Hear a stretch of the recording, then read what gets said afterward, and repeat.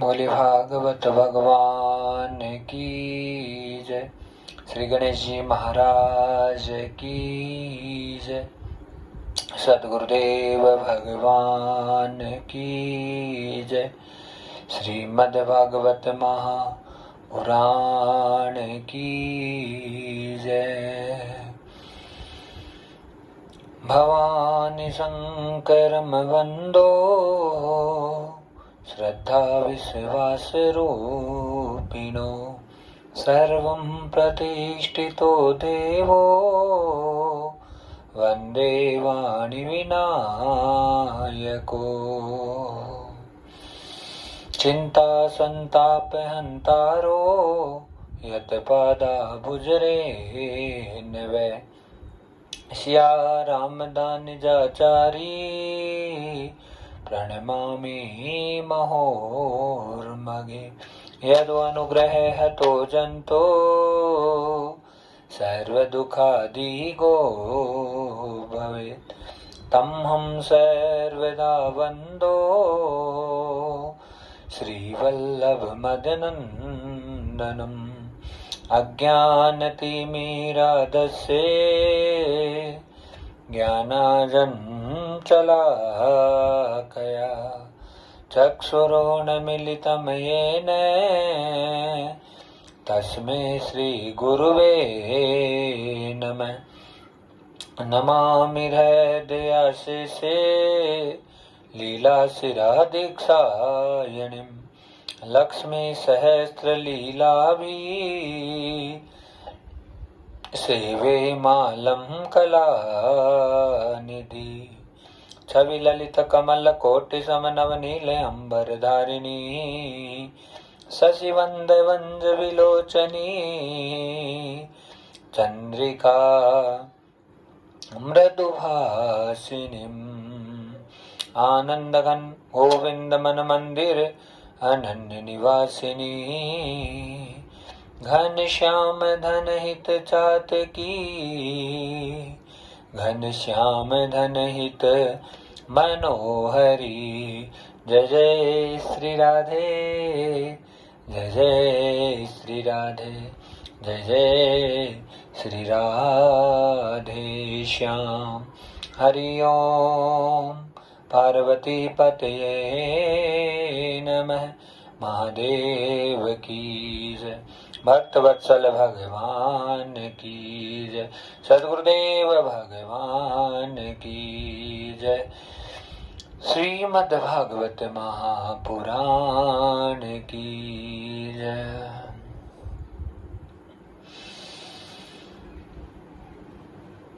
बड़े आनंद और सौभाग्य का विषय है ठाकुर जी की अनन्य कृपा से आज हम भगवान का और भगवान से संबंधित जो वाणी है उसका रसास्वादन करने जा रहे हैं। काफी समय हो गया, समय का अभाव रहा, लगातार व्यस्तता कथाओं की और भागवत के कार्यों की, उसके कारण से YouTube के जितने भी श्रोतागण हैं काफी समय से जो है कथाओं से थोड़ा वंचित रहे, उसके लिए व्यासपीठ है वो क्षमा प्रार्थी है। आज भक्तजनों पुनः कोशिश करेंगे थोड़े थोड़े छोटे छोटे वीडियोस के द्वारा, प्रवचनों के द्वारा, सत्संग के द्वारा हमें जो भी प्रसाद प्राप्त हो परमात्मा की कृपा से, बस हमारा जीवन उनसे धन्य हो। इन्हीं शुभकामनाओं के साथ में आज कुछ भागवतीय प्रवचन, नहीं पता क्या बोलेंगे क्या निकलेगा, सोच समझ कर कुछ आते नहीं है। जो निकल जाता है वो परमात्मा का प्रसाद होता है और उसे हम सबको ग्रहण करना है।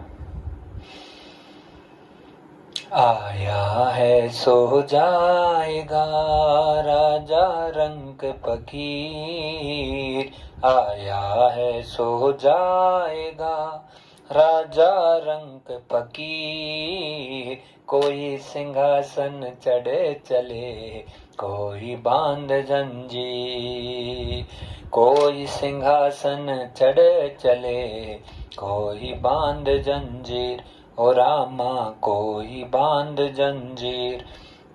और रामा कोई बांध जंजीर। बड़ा सुंदर पद है भक्तजनों। इस अद्भुत पद के साथ में आज की कथा को हम, जो भागवती प्रवचन है, जितनी देर भी मेरे प्रभु की आज्ञा हो उसके मुताबिक को जितनी देर का वीडियो बन जाए, हमारे भाग्य में, हमारे किस्मत में जितना लिखा है उतना प्रसाद हमको प्राप्त हो। बड़े सुंदर पद के साथ में जैसे हैं आपके सामने हैं, बस सुंदर भावों को लेकर आए हैं और वो भाव बड़े सुंदर है। आया है सो जाएगा राजा रंग फकीर, कोई सिंहासन चढ़ चले कोई बांध जंजीर। महाराज, सारा खेल कर्म का खेल है। कब, किस समय, किस क्षण कौन सी घटना घटित हो जाए कोई नहीं जानता। क्या चल रहा है और क्या चलते चलते क्या हो जाए ये भी कोई नहीं जानता। सब लीलाएं हमारे कर्मों के ऊपर निर्भर होती है, लेकिन हमें नहीं पता हमसे कौन सा कर्म हो गया। कर्म की गति बड़ी महान है महाराज। हम सांसारिक बुद्धि से सोच लेते हैं हमने कुछ गलत नहीं किया, हमसे कुछ नहीं हुआ, कुछ नहीं बना, कुछ नहीं हुआ, लेकिन पता नहीं कौन सा अपराध हमसे हो जाता है। और जब वो अपराध हो जाता है, होता है, तब हमें नहीं पता चलता, लेकिन होने के बाद में का जो परिणाम आता है वो बड़ा सुखद भी आ सकता है, दुखद भी आ सकता है, क्योंकि सारी चीजें कर्मों के ऊपर निर्भर होती है। जैसा हमारा कर्म होता है उसके मुताबिक जो सारी चीजें हैं वो हमको प्राप्त होती है। लेकिन सबसे जरूरी चीज है कि हमारा कर्म कैसे भी हमसे बिगड़ा है, उस कर्म के लिए हमें परमात्मा से प्रार्थना करनी चाहिए। दया निधान, कृपा निधान, करुणा निधान। ऐसी कृपा कीजिए, ऐसी करुणा कीजिए। हमसे जो अपराध बन रहे हैं प्रभु, उन्हें आपके चरणों में हम समर्पित करते हैं। महाराज, कर्म की गति ऐसी होती है, और कर्म है वो जो पद गाया है जिसने बड़ा महान गाया, और वो ये कह रहे हैं कि कोई सिंहासन चढ़ चले कोई बांध जंजीर। बस कर्मों का ही बंधन और कर्म से मुक्ति हो जाती है। मन एव मनुष्याणाम कारणम बंध मोक्ष च। मोक्ष की प्राप्ति भी इस मन से ही होती है। जब मन से स्मृति परमात्मा के प्रति जागृत हो जाती है तो मोक्ष तक पहुंच जाते हैं। और वही मन जब संसारिक कार्यों में लग जाता है तो महाराज बंधन का कारण बन जाता है। लेकिन इन सब चीजों के बीच में हमसे कोई अपराध ना बने, संत का, ब्राह्मण का, महापुरुषों का, भक्तों का। महाराज, भक्ति तो जैसे जिसकी आस्था श्रद्धा होती है सब नाम लेने की कोशिश ही करते हैं, लेकिन हमेशा हमारे मन में एक डर, एक भय, एक आक्रांतता ये थोड़ी सी रहनी जरूरी है। अरे मेरे ऊपर मेरे गुरु भगवान है, मेरे ऊपर मेरे नारायण बैठे हैं, वो मुझे देख रहे हैं। अरे वो एक एक कर्म को नोटिस कर रहे हैं, वो मुझसे महान है और वो मुझे फंसा देंगे कहीं ना कहीं। ये चीज हमारे जहन में होनी जरूरी है।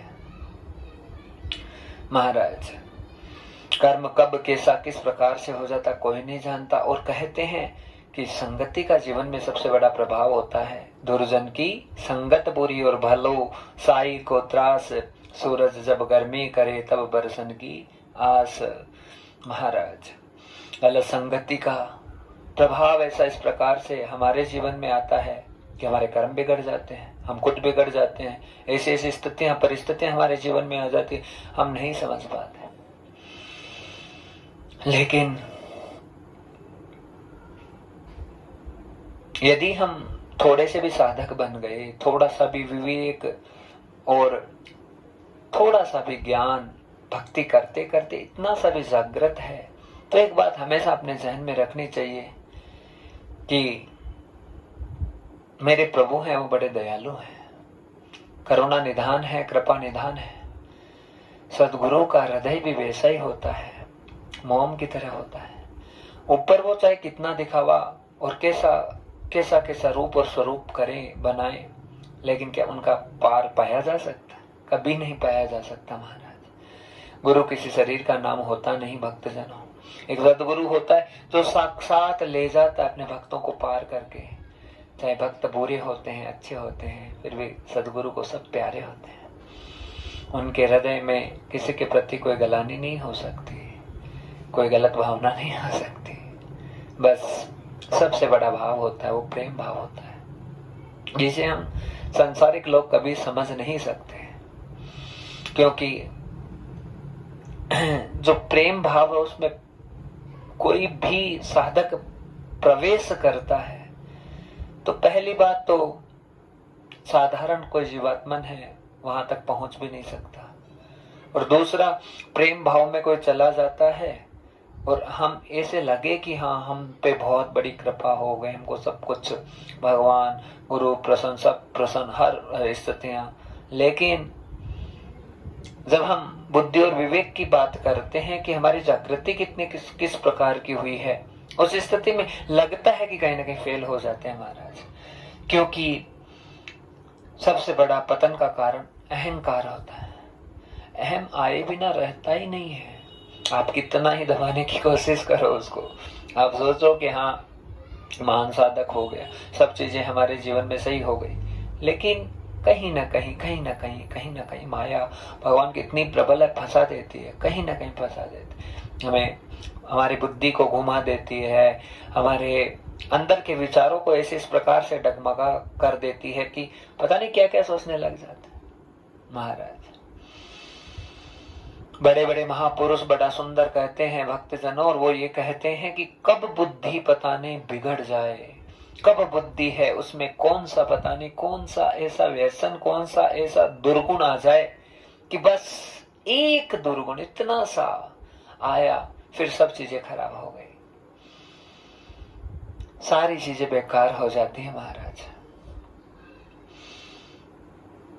आटा पराठे का लगा रहे और थोड़ा सा भी नमक ज्यादा हो जाता है फिर पराठे का स्वाद बिगड़ जाता है।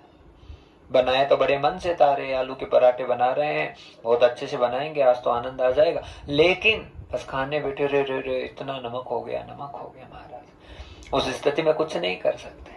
इसलिए कोशिश करें अपना कर्म है वो कभी बिगड़े ना, और कर्म सुधरेगा कब, कर्म को सुधारने का विधान हमारा है क्या, केवल हम कह रहे हैं, नाम ले रहे हैं, भगवान का नाम जप रहे हैं, भगवान का नाम तो जप रहे हैं, नाम अच्छे से चल रहा है नहीं चल रहा वो तो ठाकुर जी जाने, पर महाराज उसके साथ में हमसे कोई दोष नहीं बन पाए, हमसे किसी महापुरुषों का, ठाकुर का, हरि का, गोविंद का, नारायण का अपराध नहीं हो जाए, फिर चाहे ऐसे कितना ही नाम जाप करो, पूरी जिंदगी निकाल दो, एक कर्म बिगड़ गया सारी चीजों पे पानी फेर देता है महाराज। पोछे आपने अभी लगाए हैं, तुम्हारा छोरा बाहर गया खेलते खेलते चप्पल लेकर आया और पोछे लगाने से फर्श एकदम चमकने लग गया, लेकिन छोरा आके जैसे ही चप्पल भरी थी धूल से आकर आंगन में रखा तो सारे पोछे हैं वो सब के सब खराब हो जाते हैं। ऐसे ही तुम्हारी की हुई जितनी मेहनत है, 2 साल की, 5 साल की, 10 साल की, उस सारी मेहनत पर केवल एक कर्म के कारण से पानी फिर जाता है। क्या हम भगवान की गति समझ सकते? नहीं समझ सकते महाराज, सामर्थ्यता नहीं है। हम किसी चीज में ये सोचें कि हाँ यहाँ पे लो अपनी बुद्धि का प्रयोग कर ले, नहीं कर सकते। जगत गुरु शंकराचार्य जी के बारे में बड़ा सुंदर व्याख्यान आता है, और वो व्याख्यान ये है, भक्तजनों अपने शिष्य मंडलियों के साथ में चल रहे थे, चलते चलते रास्ते में रुके और रुककर तालाब था, तालाब के पास में गए, जाकर वहां से जिंदी मछलियां निकाली तालाब में से निकाल के खा गए। ओ हो, जगत गुरु शंकराचार्य मछलियों को निकल गए, इतने में तो जितने शिष्य थे बस गुरुजी की होड़ करने लगे, अरे गुरुजी ने भी तो खाई, हम भी खा ले। महाराज जितने और शिष्य थे उन्होंने भी उठा कर मछलियां खा ली सबने, केवल 4 जने थे उन्होंने नहीं खाई। शंकराचार्य जी ने किसी को कुछ नहीं कहा, आगे चलने लगे।